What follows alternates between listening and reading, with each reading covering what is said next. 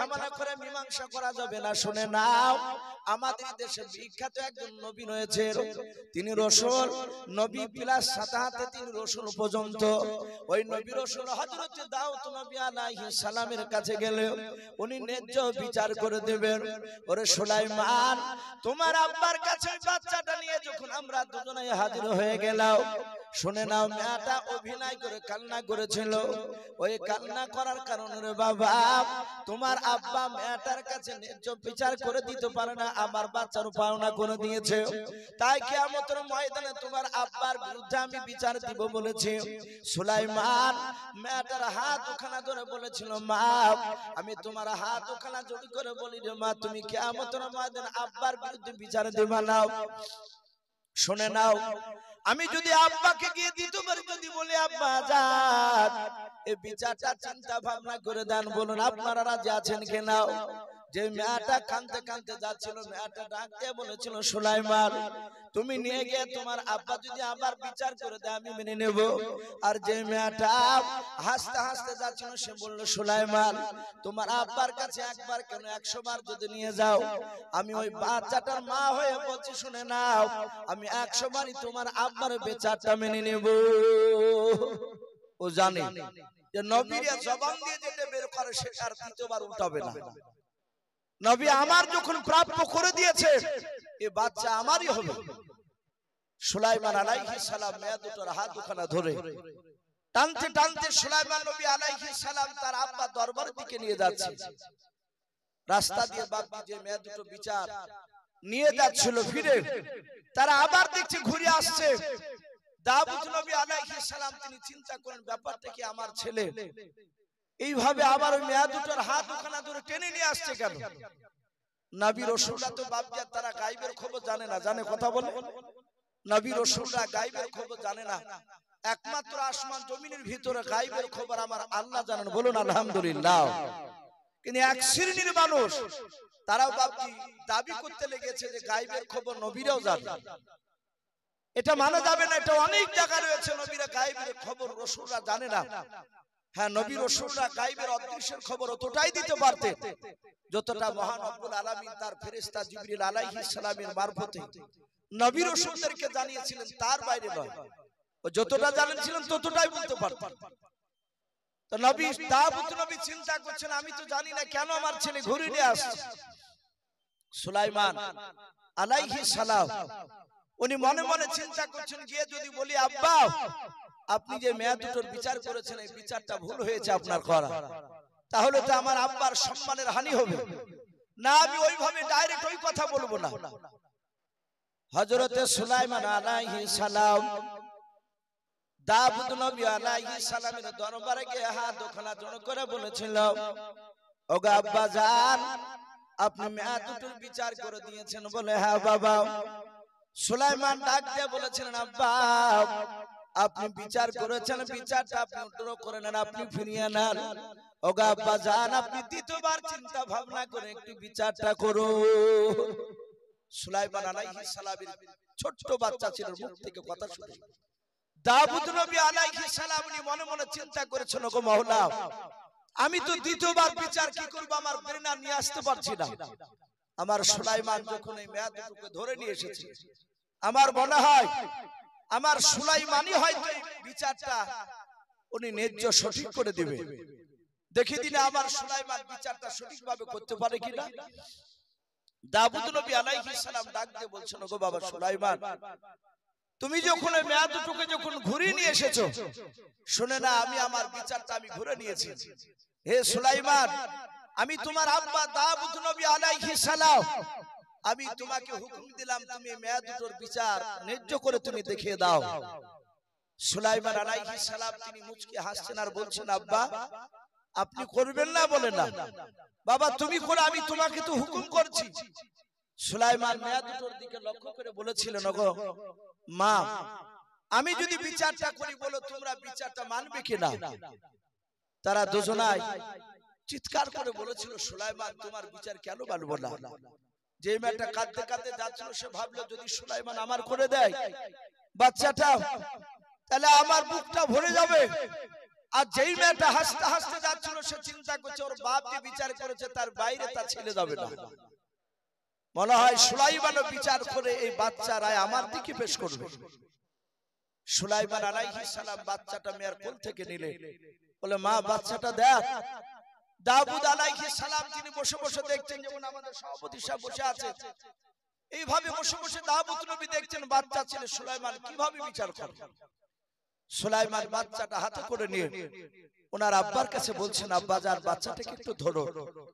সুলাইমান তার আব্বাকে বাচ্চাকে দিয়ে সুজা বাপজি কোনো কথা না বলে ঘরের দিকে সুজা দৌড়ে চলে গেলেন। দাউদ নবী আলাইহিস সালাম তিনি মনে মনে ভাবছেন ছেলে দৌড়ে গেল কেন ঘরের দিকে, আমার কি ভুল হলো নাকি আমার ছেলেকে বিচার করতে বলা। কিছুক্ষণ পর দেখা যায় যে সুলাইমান আলাইহিস সালাম একটা ধারালো অস্ত্র হাতে করে নিয়ে চলে আসছে, একটা হোশিয়া ধারালো অস্ত্র একদম চাকু টাইপের মতো হাতে করে নিয়ে আসছে।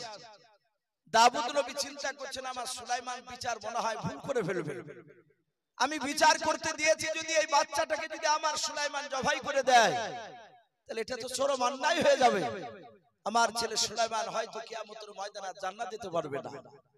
দাউদ নবীও জানেন না যে আমার ছেলে সুলাইমান ইনি নবী হবেন বড় হওয়ার পর। হযরত সুলাইমান আলাইহিস সালাম উনি আসার পর দেখছেন তার আব্বা জান চরম চিন্তিত, টেনশনে জ্বালায় চিন্তা জ্বালায় বাপজি কপাল দিয়ে ঘাম বেরোতে শুরু হয়েছে। হযরত সুলাইমান আলাইহিস সালাম ডাক দিয়ে বলেছিলেন, আব্বা আপনি চিন্তা করবেন না, বাচ্চাটা আপনি আমার হাতে দিয়ে দেন। সুলাইমান বাচ্চাটা নিজের আব্বার কাছ থেকে বাপজি নিয়ে নিলেন। হযরত সুলাইমান বাচ্চাটা বাপজি জমিনের উপরে মাটির উপরে বাপজি একটা সুন্দর পরিষ্কার জায়গায় রেখে দিলেন। রেখে দেওয়ার পর মেয়ে দুটোর দিকে লক্ষ্য করে বলেন, মা শুনে না তুমি এই মেয়েটার দিকে, যে মেয়েটা কাঁদতে কাঁদতে গিয়েছিল ওই মেয়েটার দিকে লক্ষ্য করে বলেছিল, মা আমার আব্বা ন্যায্য বিচার করতে পারে নাই বলে তুমি কিয়ামতের ময়দানে আমার আব্বার বিরুদ্ধে বিচার দিবা বলেছিলে। বলে হ্যাঁ। হযরত সুলাইমান ডাক দিয়ে বলেছিলেন, মা আমি তোমাদের দুজনের সামনে ন্যায্য বিচার করে দেব। ওগো মা আমার হাতে হোসেখানা দেখতে পাচ্ছ? বলে হ্যাঁ। বলে মা এই বাচ্চাটা পুরাটা তোমার কোলে দিয়ে দিলে তোমার কোল ভরে যাবে, ওই দ্বিতীয় মেয়েটার কোলটা খালি হয়ে থাকবে। আবার যদি দ্বিতীয় মেয়েটাকে যদি বাচ্চাটা দিয়ে দিই দ্বিতীয় মেয়েটার কোলটা ভরে যাবে আর তোমার কোলটা খালি হয়ে যাবে, এ বিচার ন্যায্য হবে না। তাহলে তুমিও তো আমার বিরুদ্ধে বিচার দিবা কিয়ামতের ময়দানে। ওগো মা এই হোসেখানা দুই বাচ্চার নয়, একটা বাচ্চার দুই পায়ের মাঝখানে বেঁধে দিয়ে আমি ফড়ফড় করে ফেড়ে ফেলবো। অর্ধেকটা মা তোমাকে দিব, অর্ধেকটা তোমাকে দেব, দুজনার কোল ভরে যাবে, সমান সমান ভাগ হয়ে যাবে। বলো মা এ বিচার তুমি আমার মানবে কিনা বলো। যেই মেয়েটা বাপকে হাসতে হাসতে যাচ্ছিলাম ওই মেয়েটা চিৎকার করে বলেছিল, সুলাইমান তুমি অদাদি করে কেটে দিলে আমি তোমার বিচারটা মেনে নেব। হযরত সুলাইমান হোসেখানা বেঁধে দিয়ে বাপকে টান মারতে যাবে আর হযরত দাউদ নবী আলাইহিস সালাম তিনি তাকে থেকে দৃশ্যখানা দেখছিলেন। হযরত সুলাইমান কি করে বিচার করবেন উনি দেখছিলেন রে বাবা। দাউদ নবী তখন কিছুই বলেন না, উনি বিচার করা থেকে তিনি বাপজি চমকে দাঁড়িয়ে গেলেন। সুলাইমান হোসেখানা জাহাজ বাপজি বেঁধে দিয়ে টান মারতে যাবে, যে মেয়েটা কাঁদতে কাঁদতে যাচ্ছিল দাউদ নবীর বিরুদ্ধে বিচার দেব বলেছিল, ওই মেয়েটা দৌড়ে গিয়ে সুলাইমানের পা দুখানা ধরে বলেছিল, ওরে বাবা সুলাইমান তোমার আমি পা দুখানা ধরে বলি রে বাবা আমার ছেলেকে তুমি জবাই তুমি করো নাও। হযরত সুলাইমান ডাক দিয়ে বলেছিল, মা তুমি তো কিয়ামতের ময়দানে তুমি বিচার দেব বলেছো, আমি যদি সমান করে না দিতে পারি তাহলে ন্যায্য বিচার হবে না। সুলাইমানের হাত দুখানা ধরে বলেছিল, বাবা আমি তোমার ন্যায্য বিচার পেয়ে গিয়েছি, বলুন সুবহানাল্লাহ। সুলাইমান বলে, কেন মা তুমি কেমন করে ন্যায্য বিচার পেয়েছো বলো। ডাক দিয়ে বলে, বাবা আমি অর্ধেকটা নেব না, শুনে নাও, আর আমাকে বাচ্চা গোটা দেওয়া লাগবে না, আমি এখন যদি অর্ধেকটা নিতে যাই তাহলে আমার ছেলের জনম জনকার মতো শেষ হয়ে যাবে, আর জিন্দা বেঁচে থাকবে না। এই সুলাইমান ওই মেয়েটা যে দাবি করেছে বাচ্চাটা ওর মনে, হ্যাঁ তোমার আব্বা বিচার করো কি বাচ্চা দিয়েছিল, শুনে নাও, আমি তোমার আব্বার বিরুদ্ধে বিচার দেব না, তোমার বিরুদ্ধে বিচার দেব না, আমি ন্যায্য বিচার পেয়ে গেছি। যাও ওই মেয়েটাকে পুরো বাচ্চাটা দিয়ে দাও, ছেলেটা কমসে কম তো জিন্দা থাকবে, বড় হওয়ার পর রাস্তা দিয়ে যখন চলাফেরা করবে, হাঁটাহাঁটি করবে, ওই সময় আমি ওই ছেলেটার দিকে লক্ষ্য করে আল্লাহর দিকে তাকে বলবো, আল্লাহ এই বাচ্চাটা আমার কলিজা টুকরা সন্তান। জাহাতি কথা বললে সুলাইমান আলাইহিস সালাম সেখানে টান মেরে ফেলে দিয়ে বাচ্চাটা ধরে, যেই মেয়েটা বললো জবাই করতে হবে না, আমি আর নিব না, ওই মেয়েটাকে দিয়ে দাও। সুলাইমান ওই মেয়েটাকে যে জবাই করতে বারণ করলো, সেই মেয়েটার কোলে দিয়ে সুলাইমান আলাইহিস সালাম তার আব্বাকে বললেন, আব্বা এই বাচ্চাটা প্রকৃতি বাচ্চা হচ্ছে এই মেয়েটার বাচ্চা। দাউদ নবী আলাইহিস সালাম তিনি বললেন, বেটা সুলাইমান এই মেয়েটার যে বাচ্চা প্রকৃতি তা তুমি বুঝলে কি করে? বলে, আব্বা ওই মেয়েটা বলেছিল আমি অধাদি করে জবাই করে দিলে আমি রাজি আছি তোমার বিচার। ও জানে এই বাচ্চা আমার নয়, এই বাচ্চা বাঁচলি কি আর মরলি কি। আর এই মেয়েটা জানে কলিজার টুকরা বাচ্চা অর্ধেকটা নিতে গেলে ছেলে আর জিন্দা থাকবে না। সুলাইমান আলাইহিস সালাম তার এই বিচক্ষণা বুদ্ধি দেখে ছোট্ট বালক এত মেধা আল্লাহ দিয়েছিলেন। দাউদ নবী আলাইহিস সালামের হাতে বাপজি একটা আঙ্গুঠি ছিল। আপনারা হয়তো অনেকে মোবাইলে হয়তো আমার একটা বক্তব্য শুনেছেন বাপজি, আমি দাজ্জালের একটা ঘটনা বলেছিলাম, এইভাবে রেকর্ডিং করেছেন সব ছেলেরা। তাতে একটা জানোয়ারের বাপজি নাম করেছিলাম দাব্বাতুল আরদ, গোটা পৃথিবী বাপজি ভ্রমণ করবে। সেই জানোয়ারটার দুই হাতে বাপজি দুটো জিনিস থাকবে, একটা ডান হাতে থাকবে মুসা আলাইহিস সালামের হাতে যে আশা মুবারক লাঠি ছিল সে লাঠিটা থাকবে, আর ওই জানোয়ারটার বাপজি বাম হাতে থাকবে একটা আঙ্গুঠি। এই আঙ্গুঠিটা ছিল সুলাইমান আলাইহিস সালামের আঙ্গুঠি। সম্মানিত ভাইরা আমার, বাবা জীবনেরা, আঙ্গুঠির অনেক কথা এসেছে। আমি বলছিলাম এ নবী সুলাইমান আলাইহিস সালাম ছোট্টবেলায় এইভাবে ওনার আব্বার দুটো বিচার করাকে উনি পুনরায় বিচার করে দেখে দিয়েছেন। আল্লাহ এত বুদ্ধি দিয়েছিলেন, আল্লাহ নিজে বলছেন আমি তার বাপ এবং তার সন্তানকে আমি ইলম দান করেছিলাম। এই সুলাইমান আলাইহিস সালাম তিনি এত বড় বাদশা হয়েছিলেন। ইসলামের ইতিহাসে বাপজি পাওয়া যায় গোটা পৃথিবী বাপজি শাসন করেছিল। গোটা পৃথিবীর বাপজি যারা বাদশা হয়েছিল মাত্র টোটাল 4 জন ব্যক্তি। কজন বললাম? 4 জন। দুটো ছিল মুসলমান আর দুটো ছিল বাপজি বেঈমান। আমরা জানি এখনো বাপজি গোটা পৃথিবীর দাদা আমেরিকা হতে পারেনি। আমরা অনেকে যুক্তরাষ্ট্র আমেরিকাকে দাদা বলি, ও দাদা হওয়ার চেষ্টা করছে। ও যদি পারতো তাহলে ফিলিস্তিনকে বাপজি কবি ধুলির সঙ্গে বাপজি মিশিয়ে দিত, মারছে মুসলমান। কিন্তু বাপজি এখনো তারা নত স্বীকার হয়নি, তারা মাথা নিচু করেনি। এই আমেরিকা বাপজি যতই দাদাগিরি করুক পৃথিবীর এখনো হতে পারে, কিন্তু ইতিহাসে বলছে যে 4টে বাদশা গোটা পৃথিবী বাপজি তারা শাসন করেছিল। দুটো বেঈমান বাদশা, দুটো ছিল ঈমানদার বাদশা। আমরা জানি যে দুটো বেঈমান বাদশা বাপজি গোটা পৃথিবী শাসন করেছিল, তার মধ্যে থেকে একটা বেঈমান বাদশার নাম ছিল বখতে নাসার। আমরা অনেকে হয়তো আপনারা নাম শুনেছেন। এই গোটা পৃথিবীর বাপজি সে দাদা ছিল। দ্বিতীয় আর একটা বেঈমান বাদশা, তার নাম এসেছে নমরুদ। ইব্রাহিম আলাইহিস সালামের জামানায় যে কুখ্যাত জানোয়ার বাদশা ছিল নমরুদ, এই গোটা পৃথিবী বাপজি শাসন নাই শোষণ করেছিল। সে মানুষের উপর অত্যাচার চালিয়েছিল। এই দুটো ছিল বেঈমান বাদশা, আর দুটো বাপজি ঈমানদার বাদশা। তার মধ্যে থেকে বাপজি একটা ঈমানদার বাদশার নাম এসেছে জুলকারনাইন। কি নাম বললাম? জুলকারনাইন। কোরআন শরীফে বাপজি তার নাম এসেছে। বেশিরভাগ উলামারা লিখেছেন উনি বাদশা সেকেন্দার। ওই যে বলে না যে 7 মুলুকের বাদশা ছিল বাদশা সেকেন্দার, এটা বেশিরভাগ উলামারা লিখেছেন যিনি জুলকারনাইন উনি বাদশা সেকেন্দার। এতে দ্বিমত আলেম বলেছে না, এই জুলকারনাইন তিনি আলাদা একজন বিখ্যাত আলেম বসে আছে। এই জুলকারনাইন আপনারা হয়তো এর শব্দের মানে হয়তো আপনারা অনেকেই জানেন না। ওনাকে এই জুলকারনাইন এই কারণে বলা হতো, ওনাকে দুই শিংওয়ালা বলা হতো। তাফসীরে এসেছে ওনার মাথাতে দুই দিকে মা বোনেদের যেমন চুলের খোপা, আমরা ঝুঁটি বলি অনেকে, চুলগুলোকে জড়ো করে যেরকম বাঁধলে যেরকম একটু মোটা হয়, ওই রকম জুলকারনাইনের বাপজি দুই দিকে আপনার চুলের খোপার মতো ছিল। অনেকে বলতো যে আবের মতো দেখতে, শিং বেরিয়েছে তা মনে হতো, এই জন্য ওনাকে দুই শিংওয়ালা বলা হতো। এই জুলকারনাইন আল্লাহ এত বড় বাদশা বানিয়েছিলেন। তুলহ শামস আর গুরুব শামস, সূর্য যেখান থেকে উদিত হয় এবং সূর্য যেই জায়গায় গিয়ে অস্তমিত হয়ে যায়, ডুবে যায়, সেই জায়গার কাছাকাছি এই জুলকারনাইন গিয়েছিলেন। বলুন আলহামদুলিল্লাহ।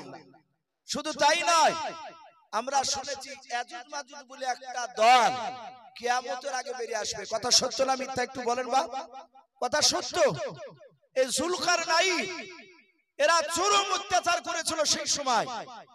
তারা গুহার ভিতর থেকে বেরিয়ে এসে মুসলমানের উপর আক্রমণ করত। এই জুলকারনাইন বাদশা যখন ওই এলাকায় যখন পৌঁছাচ্ছিলেন, ওখানকার মুসলমানরা ইমানদাররা জুলকারনাইনের কাছে হাত ধরে বলেছিল, বাদশা নামদার, এদের অত্যাচার থেকে আমরা বাঁচতে পারি নাই, আপনি একটু চেষ্টা করুন, এদের অত্যাচার থেকে আমরা কি করে বাঁচতে পারবো। হযরত জুলকারনাইন তাদের সাথে পরামর্শ নিয়ে তাদের ওই গুহার মুখখানা সীসা গলে ওই জায়গায় বাপজি উনি পাঁচিল করে দিয়েছে। কিয়ামতের আগে ওই পাঁচিল ভেঙে ওই ইয়াজুজ মাজুজরা বেরিয়ে আসবে, এখনো ভরা আছে। এই সেই জুলকারনাইন দ্বিতীয় আরেকটা বাদশা, তার নাম বাপজি হযরতে সুলাইমান আলাইহিস সালাম। বলুন আলহামদুলিল্লাহ। এত বড় বাদশা, কিতাবে লিখেছে সুলাইমান কত বড় বাদশা। আমি আপনাদেরকে বলি বাপজি, সুলাইমান আলাইহিস সালাম যে সিংহাসনে স্টেজের উপর বসতে, স্টেজটা কত বড় ছিল জানা আছে বাপজি আপনাদের? স্টেজটা কত বড় ছিল? এই যে আজকে আমরা এই দমকল মানিকনগরে গ্রামে যে জালসার স্টেজের উপর বসে আছে, স্টেজটা কত বড় আমরা স্বপ্নে দেখতে পাচ্ছি। এখানে চেয়ার রাখা হয়, চেয়ার রাখলে খুব জোর বেশি, খুব বেশি হলে 25 থেকে 30টা চেয়ার আর ধরবে, 50টা চেয়ার তো স্টেজের উপর আটবে না। আটবে কি কথা বলো? যদি 50টি যদি কোন রকম আটে, 60টি কিন্তু আর আটবে না। সুলাইমান যে স্টেজের উপর বসে থাকতে, কিতাবে লিখেছে বাপজি সুলাইমান হায়াতুল হাইওয়ান বলে একটি কিতাব, আল্লামা কামালউদ্দিন দামিরি কিংবা দিমিয়ারি রহমাতুল্লাহ আলাইহি, উনি এত বড় বুজুর্গ, আল্লাহওয়ালা ওলামে দেওবন্দের একজন বিখ্যাত বুজুর্গ। উনি ওই হায়াতুল হাইওয়ান কিতাবটিতে লিখেছে যে সুলাইমান আলাইহিস সালাম যে সিংহাসনে বসতে, ওই সিংহাসনের উপরে 6 লক্ষ চেয়ার আটতো। বলুন আলহামদুলিল্লাহ। কত বললাম? 6 লক্ষ চেয়ার। 3 লক্ষ বাপজি আপনার চেয়ারে থাকতো। আপনারা যেমন চেয়ারের উপর বসে আছেন মানুষ, নবী সুলাইমান সিংহাসনের মাঝখানে বসে থাকতে, সুলাইমানের ডান পাশে বাপজি চেয়ারে 3 লাখ চেয়ারে আপনার আমার মতো মানুষ যারা ইমানদার মানুষ, তারা বাপজি ওই সৈন্য 3 লাখ বসে থাকতো। সুলাইমান আলাইহিস সালাম তার বাম সাইডে বাপজি সিংহাসন, তার যে চেয়ার 3 লক্ষ, ওই 3 লাখ চেয়ারে বাপজি বসে থাকতো। জিন বলে একটা জাতি আছে, শোনেন না? জিন। এই জিন জাতির মধ্যে থেকে বাপজি ইমানদার জিন 3 লাখ। তাহলে 3 লাখ মানুষ আর 3 লাখ জিন, টোটাল 6 লক্ষ। 24 ঘন্টা নবী সুলাইমান আলাইহিস সালামের দরবারে বসে থাকতেন।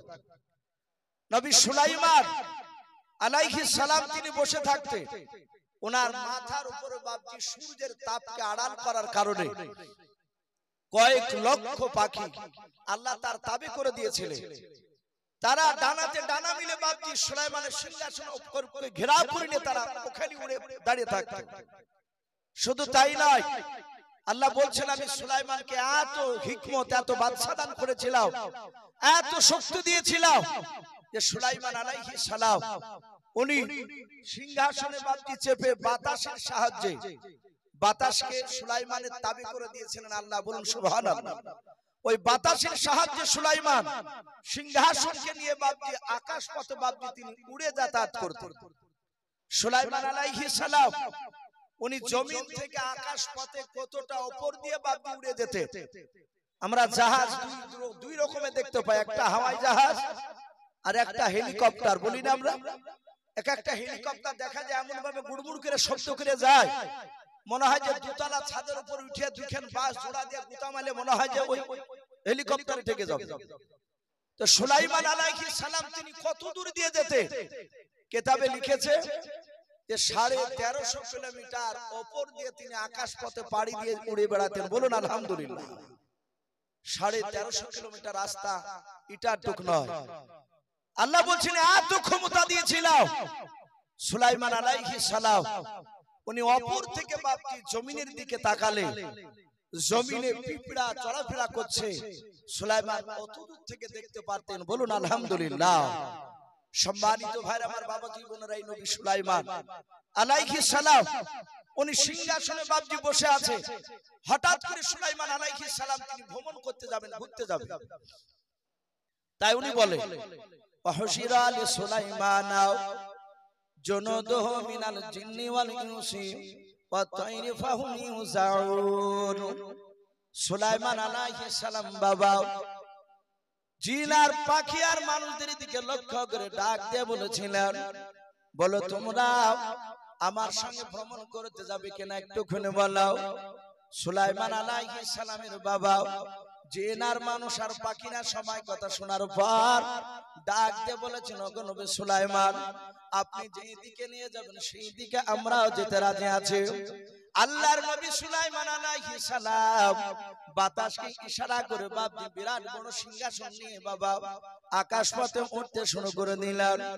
অনেক দূর বাপজি উড়ে চলে যাওয়ার পর সুলাইমান আলাইহিস সালাম যে জায়গায় বাপজি নামতে যাবেন, যে জায়গায় বাপজি মাঠে গিয়ে সিংহাসন খানা নিয়ে নামবেন, কোরআন শরীফে বাপজি আপনার কিতাবে কোরআনে পাওয়া যায় হাত্তা ইদা আতা আলা ওয়াদিন নামাল, নবী সুলাইমান যেই জায়গায় বাপজি ময়দানে বাপজি আপনার নামবেন, ওই জায়গায় দেখলেন ওই ময়দানে হাজার হাজার লক্ষ লক্ষ বাপজি পিঁপড়া ঘোরাফেরা করেছিল।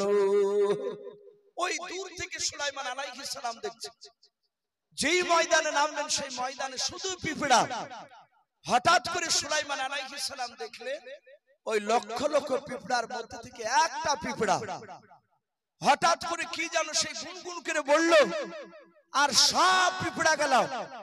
সুলাইমান আলাইহিস সালাম তিনি উপর থেকে দেখছে যেই পিঁপড়াটা কি যেন বলল তার সাথীদেরকে, আর সব পিঁপড়া হুড়হুড় করে বাপজি তারা গর্তের ভিতর চলে গেল।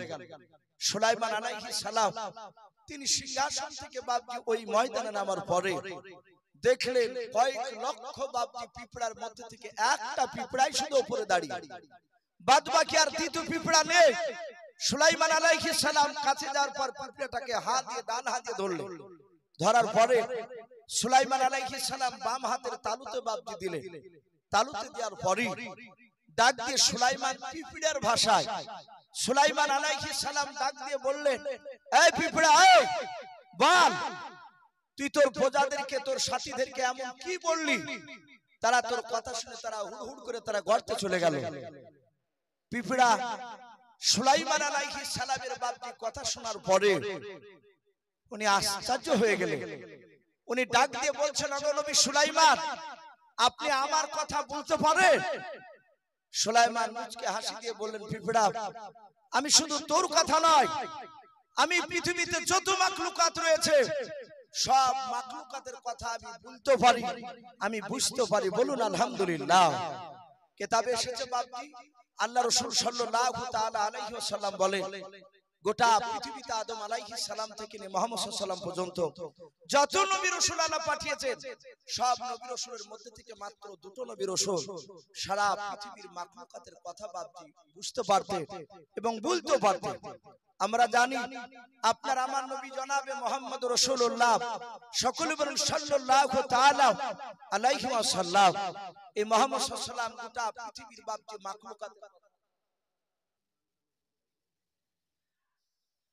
হযরতে মুহাম্মদ সাল্লাল্লাহু তাআলা আলাইহি ওয়াসাল্লাম বিশ্বনবী সারা পৃথিবীর মাখলুকাতের কথা বলতে পারতেন এবং বুঝতে পারতেন।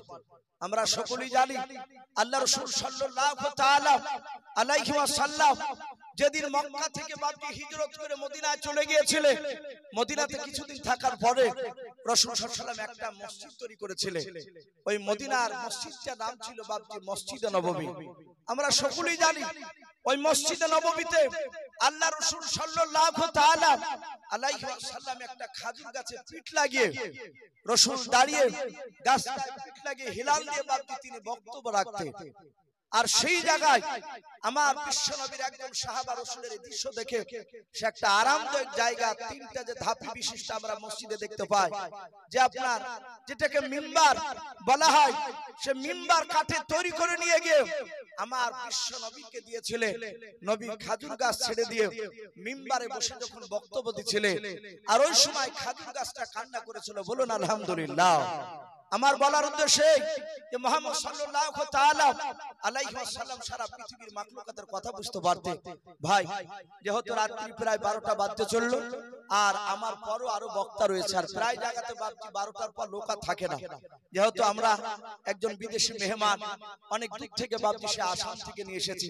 তো ভাই, আমি আপনাদেরকে অনুরোধ করবো, আপনারা দান দিয়েছেন আলহামদুলিল্লাহ, ওনারও বাপজি আপনার হাতে অনেক টাকা দিয়েছেন। আমি বেশি নয়, মাত্র বাপজি 5 মিনিট মতো ভাই যারা এখানে আছে আলোচনা ইনশাআল্লাহ, সে বিদেশি মেহমান উনি এসেছেন, ওনার মুখ থেকে আপনারা শুনবেন, মূল্যবান কথা উনি আলোচনা করবেন।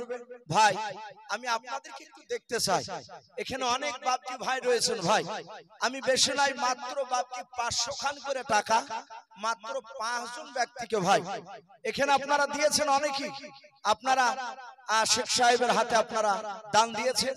আমি একটু দেখতে চাই, বক্তা সাহেব চলে এসেছেন, ওনাকে বসে রেখে কথা বলা বাপজি আপনার এটা বেয়াদবি হবে। আমি যখন আসছিলাম উনি বলছিলেন যে ভাই রাত্রি 12টা বাজতেছিল, আর আমার মনে হয় লোক একটাও থাকবে না। ভালো, আমি বললাম ভাই অসুবিধা নেই, আমরা বেশিক্ষণ সময় নিব না, যেহেতু আমরা এলাকার বক্তা, আপনাকে কিছুক্ষণ একটু আলোচনা করে ইনশাআল্লাহ আপনাকে ঠিক টাইমে নিয়ে চলে যাওয়া হবে। তো ভাই, আমি একটু দেখতে চাই, উনি বসে আছে 5 মিনিট মতো বলেছে, মাত্র মনে হয় যে 1.5 মিনিট পার হয়ে গেল। 500 খান করে টাকা ভাই একটু আল্লাহ ঘরকে তৈরি করার জন্য ভাই, হবে না কেউ?